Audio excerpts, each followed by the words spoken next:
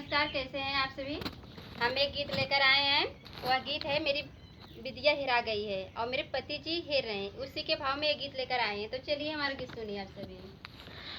मड़ौआ बीचना, अरे मड़ौआ बीचना, मोर टुकुली हेराने। मड़ौआ बीचना, मोर टुकुली हेराने।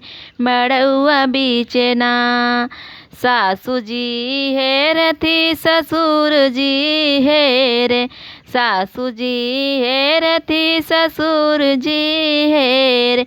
बलमुआ मोरे ना, अरे बलमुआ मोरे ना, छछकाल कई के रोवली। मड़ौआ बीचना, छछकाल कई के रोवली। मड़ौआ बीचना, मोर टुकुली हेराने। मड़ौआ बीचना, जेठ मोरे हेरली, जेठाने मोरे हेरली।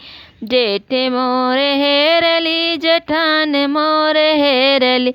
कि सैया मोरे ना, छछकाल कई के रोवले। मड़ौआ बीचना, छछकाल कई के रोवले। मड़ौआ बीचना, मोर टिकुली हेराने। मड़ौआ बीचना, मोर टिकुली हेराने।